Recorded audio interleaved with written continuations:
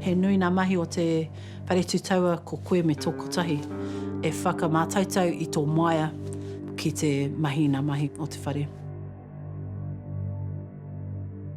Ko te mahi o te tūtaua o a tātou ngā mātua tūpuna, e hari te pakanga noiho. He tiaki te mahi, he tiaki te whenua, me ona hua. He tiaki te wai, me ona hua. He tiaki te rākau, te nehe, me ona hua. He tiaki i te kapata kai o te iu.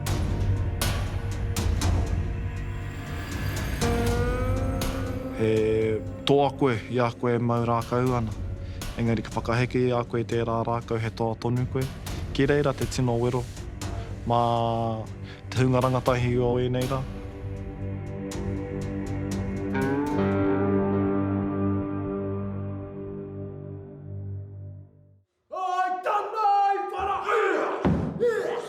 Tari ngāreare, ko te tai o ngā whakatau aki, he tari ngāreare he kupu kā mai.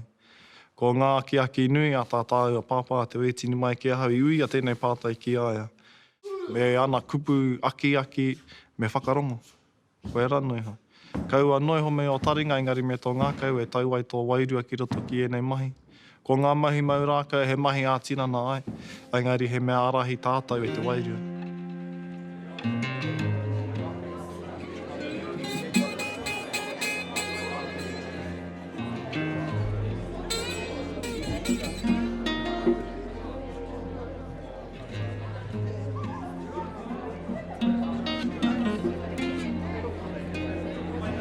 Mōrena kia tātou.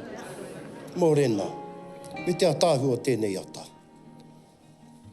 Ka tira ka whai wāhi au ki te tuku atu tēnei wāhanga ki te wāhinaro. He whakatau atu ai te kaupapa ki wainganu i a tātou. Tēnā koutou. I ahu mai tēnei te whakaro i a māua. E toru pēna take i ahu mai tēnei whakaro ki a whakatū tēnei kaupapa. Te take o te karanga ti atu ai tēnei wānanga ko Te Reo atu. Te āhuatanga ki tērā taitara Te Reo atu i nā reo mana motu hake o tēnā tūtaua, o tēnā tūtaua, o tēnā tūtaua kia tukanatu ki te wāhi kotahi. Hei kai mā te hiningaro, hei kai mā nā kirikawa o te anamata.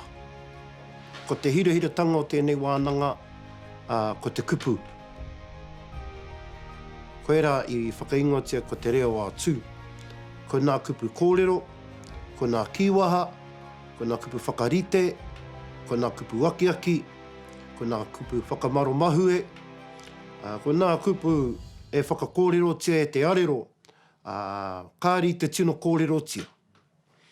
Nā reira, he wāhi tēnei ki te matapakihia, i te āhuatanga o te ingoa o tērā mau, o te ingoa o tērā momo, o te ingoa o tēnā whakatakoto kupu ki roto i nā rārangi tohu o nā mahi o te mau rākau, o te kaiako ki tōna tauira. Ata kia whakaputaina ki te whaiau ki te ao marama, tūturu whakamaua kia tīnā. Haumie, huie. Ria kina.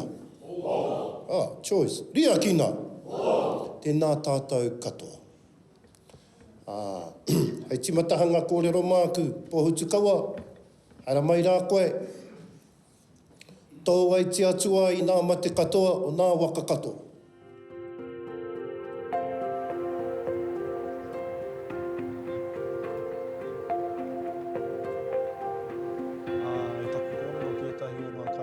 He hui tēnei e whakakotahi ai i ngā kai rākau o Te Arawa. E whai wāhi ai a tātou ki te ata wānanga ki ahau nei i te anamata o ngā mahi. Mōku ake nei, i ahau he kura mahi tāhau ki roto i ngā kura. Mārama te kite i ngā taumahatanga kei runga i a tātou tamariki. Mo te taha ki te mate hinengaro, ki te mate pāpauri, depression. Koe nei pēr te huarahi e whai wāhi ai tātou ki te ata whakakotahi i ngā kohinga mā tauranga, hei oranga mā rātou. I a tātou ka whakaaro anamata me whakaaro tātou ki a tātou tamariki. Hei te tonu te puta mai o tēnei taniwha whakamomori ki roto i te takere nui o te waka o Te Arawa. No reira, ko te whāinga kia whai rongo wā tātou ki te kaupare i tērā taniwha, i ngā taumahatanga o te wā. Ko te kupu o nā mahi a tūmataunga, me mau, me ako. Me haere, nā tahi, a tērā waka hei waka haurua māu. Nō reira, i tēnei wā, kai te mahi i nā mahi kakari, nā mahi te rākau, kaiamutu kei te mahi hoki, i nā kōrero, i nā kupu whakarite, i nā kupu kiwaha, i nā kupu kōrero, e hāngai ana ki te matapaki o tēnā āhuatanga o te maurākau, o tēnā āhuatanga o te maurākau. E mārama ai ia i te āhuatanga o te reo atu anō hoki. Kei roto i ngā mahi maurākau, he rongo a mā tātou. I nā tau o mua, whakatūngia i whakahaere māua i te wharetu taua. Engari, moi tērā wharetu taua i te 2013. Mai reira, kāri tino aro māua ki te wharetu taua. Ko te kaupapa nui i taua wā, i tēnei, i taua wā ko te whakatū kia pakari te kura. Te wharekura o Ngāti Rongo mai me te whakatūngia o te kapa, te peke kotuku. Nō reiri, me te whakawhanaki, me te tiaki te whānau.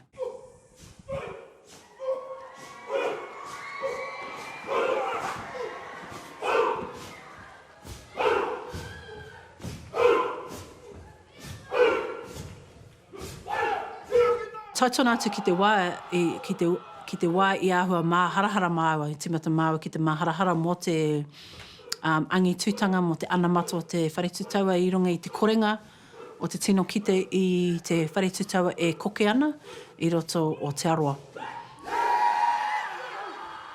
I tērā tau i hinga te kingi, tai mai te tono ia tainui waka kia, tai atu te tehi ope, ki tōna uhunga ki te whakanui iaia i te wā e wehe ana ia i te whare taitona atu ki te waka i runga i te moana. I tere whakai māua, kare tai te whakaro i tērā.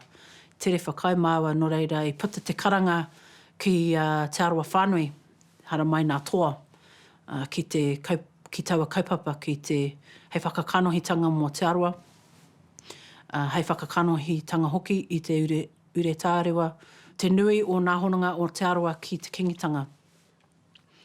E tino eke tērā kaupapa. Kāri ua ki te karanga i nā toa, ki te kaupapa.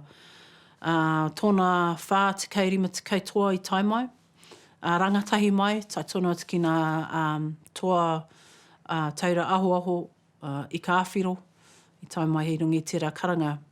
Hoi anō i roto i tērā kohi karanga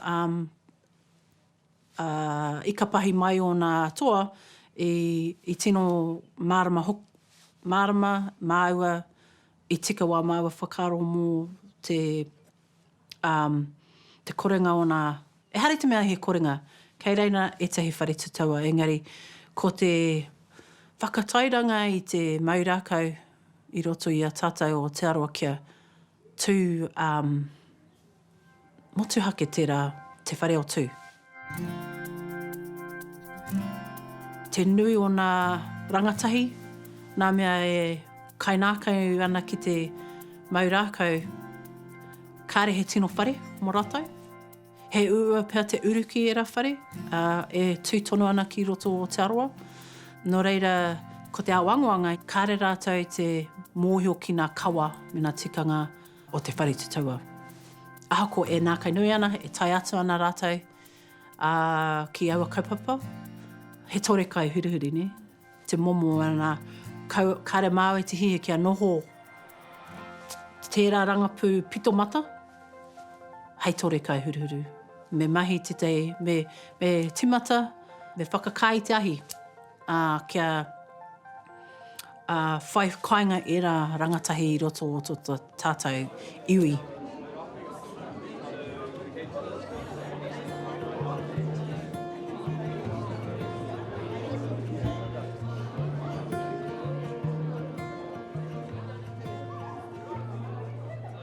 Koe nō rā tēnā tātou e pai nei tēnei wā.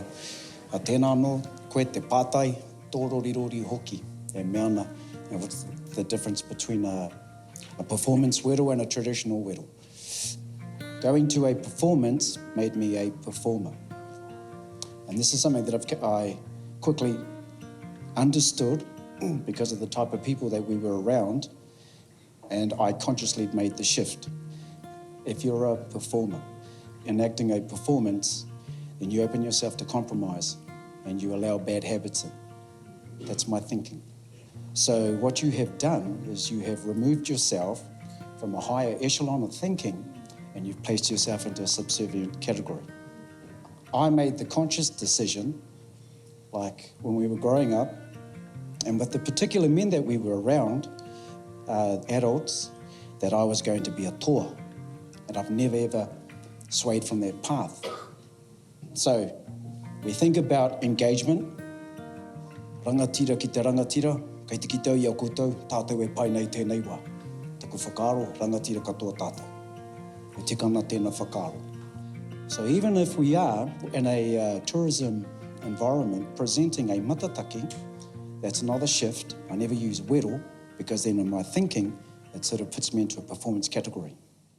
Mā tēnā whare tūtaua o roto i a Te Arawa ki te whakakōrero. I wā rātou kōrero a te nākau, i wā rātou kōrero ako, i wā rātou kōrero mātauranga. Hei ke te wānanga mā te ana mata. E kiri kawai, wā rātou nā tamariki, nā rangatahi o te wā. Hei kākahu, hei korowai mā rātou. Koia ko te wānanga kōrero noiho. Karakau he whakamahinga i tēnei wānanga, he harama ki te whakarongo. Mā te harama ki te whakarongo, me te marama haere ki tēnei mea, te whare tūtaua me ngā mahi atu, ka tipu te hiahia o ēnei tangata, i tai mai ki te hare tonu ki te ako, kia ruku. Ahakoa he wānanga tēnei mō Te Arawa ake, he tino Te Arawa centric tēnei wānanga, ko taku ki te he toko maha ko tai mai i iwi ke, i taone ke, kia harama ki te whakarongo. Koina te tohu kia hau nei, e kōenga ana a Aotearoa whānui ki ēnei momo wānanga, e whakakotahi ai i ngā kairākau o ngā tōpito o te motu, haramai ki te whakatairanga i tō tātou whare o tūtaua, te whare o tū, i runga i tōna ake mana motu hake. Kaua pēr e whirinaki i ngā wakatua ki te whare tapere, ki te kapahaka, i te me ara noa ake ngā āhuatanga o te whare tūtaua kare kite i te ātāmira. Kare rawa e kite i te ātāmira. Ana ki te waiho mā kapahaka tō tātou tāonga nei e hiki, ka memeha era atu kura huna. Ko te mahi a te toa, he whakapono ia ki tōna whare. Mau ki reira, ako ki reira, a tōna waka pua wai ka puta ia i tōna whare. Kei konei māua, kei konei mātou, wetini, pet, koe ake rānei, ki te awhina i tērā kaupapa. Kei reira tonu ki te whakaora, engari, he hoatu hoki ki te anamata. Ko te anamata hoki, te hunga ka whakatū whare ako. I roto i te wānanga, ka puta te kōrero i matua Chris Winitana, ko te timuhiringa kōrero o te wānei kia kotahi tātou. I runga i ngā whakahau a te kingi Māori ko te kotahitanga. Nō reira, ko te hirahiratanga o tēnei o ngā wānanga, i hui kotahi ai ngā whare tūtaua maha o Te Arawa. I raro i te manaakitanga o Matia Tuki Reo o Auntie Rin. Engari, ko teitahi o ngā hirahira nui, ko te whai wāhi mai o tātai wa ihorei, a Matia Wetini. Ki ngā kōrero. Me ua ke ka whai wāhi te iwi, ka mutu te motu ki te whakarongo ki tērā taumata o te whakaro. Me kaua noiho, ēnei kohenga kōrero e noho hei kōrero noiho. Pai te noho me te kōrero me te wānanga, engari kei te aha tātou ki te whakatinana i ēnei kōrero. Nō reira, a wangawanga māua, mehe mea ka tai mai te ka pauna tikiti, ka tai mai te makiu. Engari, ko tai mai, tūtahi, ka tahi, ka rua, mai i te kōrero a Wetini, Ko ia te kai kōrero matua o tēnei hui. Te matataki whakahoki. Taua mō wero, mo te hoki anitū mai o te ope taua i te pakanga. Ka tukunatu tētahi tangata hei whakahoki mai, hei whakarangatira. Whakarangatira. Nō reira, koe rā te mahi. Whakahoki mai, kai te kite atonu hia i nei rā, mena te tangata, kai te hoki atu ki te marae, ka riro i aia pēr, tana tohu paetahi mai te whare wānanga, ai reira koe ki te ai tēnei momo wero. I kōrero tatahi ia, ina nahi rā, mai taua wā, i rongo ahau i te hikaka, ki te ako, ki te whakarongo, ki nā kai kōrero. O te matataki whakatau, ka tukunatu ki ngā rūranga, ki ngā manuhiri tuārangi. Hei whakarangatira tēnei i a rātou. Hoki mai ki te marae. I runga i ngā tikanga, mena tēnei hunga i haere mai i raro i atu, te korowai o rongo rāni. Koe nā te wā, ka whakatakotohia te taki. I te wā o ngā mātua tūpuna, ka whiua te taki.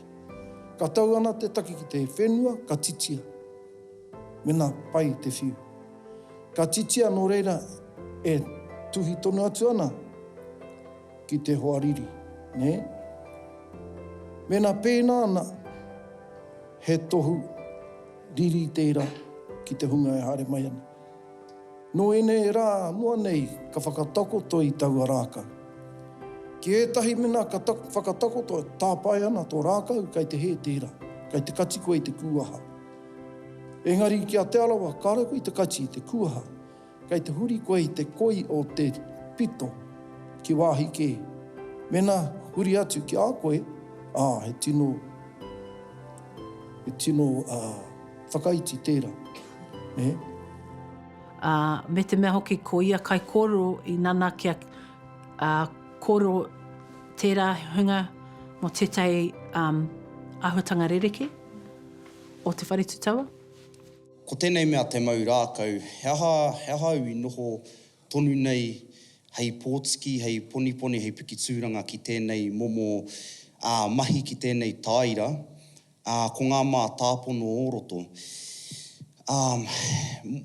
Mōhio marika nei au e mōhio ana tātou ki tēnei kōrero e mea ana knowledge is power. Engari ki au nei e āhua teka ana taua kōrero. Ia hae pērā ana ōku kōrero, ōku whakaaro. Well, e pai ana māu kia riro i ngā kōrero. Engari ki te kore e whakamahi ka mate ngā kōrero ki roto i tō ake kete. Ko haere atu ki tō rua, ki tō tū pāpaku noho ai. So, ko tāku ke knowledge, kātahi applied knowledge, kātahi refined knowledge, coupled with the discipline of tū and the calmness of rongo. Ko tētahi kōrero i puta i a Auntie Rini nā pō, he wero nui mā tātou. Ko te kore o te hunga rangata he aro nui mai ana ki ngā mahi mau rākau i nāene. I te kore pēa o ngā whare tūtaua. Me te kaha rere o te kōrero, kaore ngā mahi kapahaka i te o mutunga mai o ngā mahi mau rākau. Me taku whakai ki tērā. Engari, ko etahi o a tātou tamariki, ko ngā mahi kapahaka tā rātou whakatakinga, tā rātou whai wāhi atu ki ngā mahi mau rākau, ki ngā mahi o te whare tūtaua. Nō reira, ko tētahi wero nui, mā tātou he whakakipakipa i a tātou tamariki ki te whai anō i ngā mahi mau rākau. Me he mea kei roto i ngā mahi kapahaka tērā, ka mutu pēr.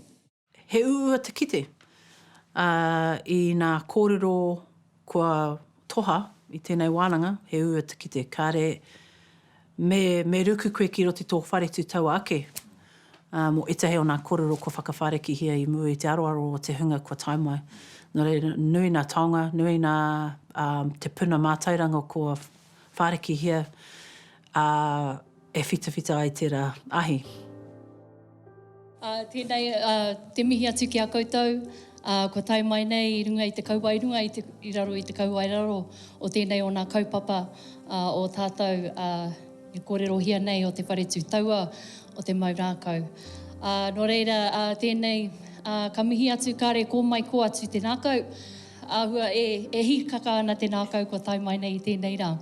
I te mea he kai karanga hei nānei, nā ka whakakia I era tiranga wahine, ruahine.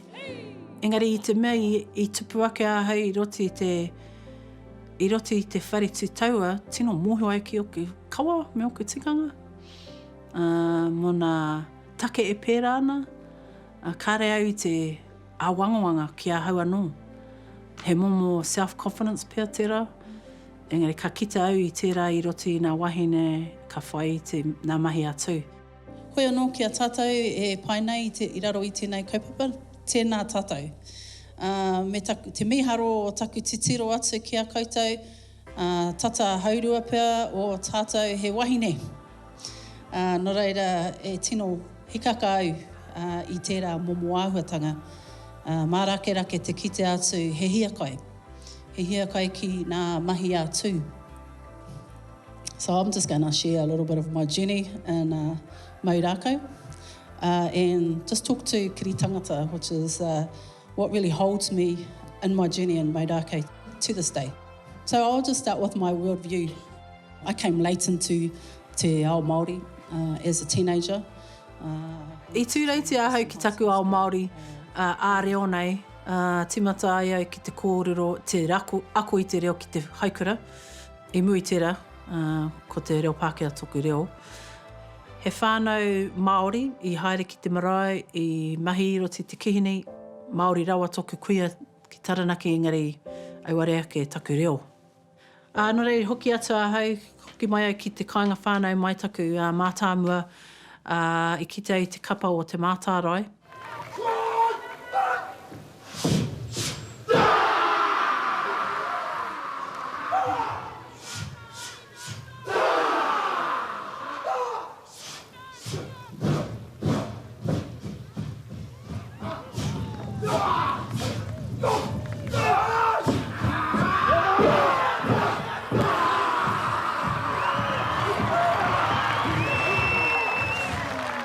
Ko te mea pai ki a hau I tērā kapa, rereke rawa atu ki era atu kapa, engari ko te mea I nākau nui a hau ko nā mahi atu o tērā kapa.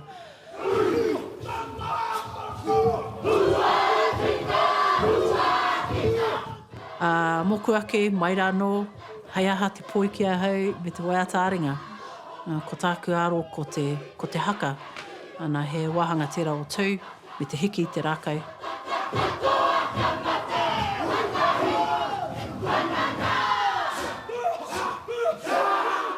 Ko te tātai rākau taku tino, hoi anō, ko nā mahi whakahoro rākau, tūwaiwai, toroparawai, I tino rata ki te katoa o era āhuatanga. Te whai whakaro hoki ki nā tāne, ahakoa kaha whai au I te wairua wahine toa, me nākau nui koe ki nā tāne, me wara rātou haipapa nui kei rongi I a rātou, I roti tō tātou ao Māori. Me ahakoa he wahine me ana ahau, whai au I nā pūmanua o te wahine toa, kia kau au hoki e whakaiti I te mana o te tāne I roti taku whaitera. Ana koea ko te whare te taua tino ako au tira I te mea nui o te wāhe, toko maha ake nā tāne I nā wahine. Nō reira, kei reira hoki taku aro ki nā tāne Māori. Me wa rātou haipapa nui, kautaina tēnei ao Māori I rungi a rātou. Me taku tautoko te wahine toa I tērā āhuatanga. Kia nei kāre te wahine toa e nana ki te whakakapi, e whakaiti ana I nā wātatai tāne Māori. Mō te korenga o te tāne whakaki te tūranga, nō reira me rite te wahine toa kia pēra. I te tainga mai a te karere a matu a tiki rā ka anti rinki ahau, ka anoho ahau ka tino wehi. Ka wehi ahau ki te kaitā o te pātai, I tau mai ki a mātou. Heaha te ana matau ngā mahi mau rākau o te aro. Ka anoho au ka whakaaro, ka tau ki roto ki ahau, ka ore au te paku mohia. Ka anoho ahau ka wānanga me taku wahine, I te rākau papa, he aha te anamata o ngā mahi mau rākau. Kātahi, kā tau ki a hau ko aku tamariki. E ora e ngā mahi mau rākau, me whāngai ki a tātou tamariki. Nō reira, ko te hirahiratanga o me taku tino whakaiti te whaiwāhi atu ki tēnei kaupapa, hei reo. Mā aku tamariki ake, hei reo mō ngā tamariki kei tēnei kura, hei reo mō ngā tamariki kei roto i ngā kura. Nō reira, ko te teihua kuawata nui, ka kā te tahi ahi ki roto i te hunga whakarongo. E whai wāhi ai rātou kamutu tātou, ki te whakatinana i ngā aki nui, a ngā toakai rākau i puta i a rātou te kōrero, mahi a te mahi. Hei oranga mō ngā mahi mau rākau, hei oranga mō te iwi. Ko te tumanako, ko nā tamariki, ko nā kirikawa rangatahi, he tikina atu, he nanai ore atu ki te tehi kōrero, e noho ki te nākau, e whakaane i aia, kia tū māro ia, kia arero taiaha ia, kia mārama ia ki nā tikanga, kia mārama ia ki nā kaua, e whakarākei, e whakawhakairo i aia, e kuhu atu ana ki te ao o tūmatauina.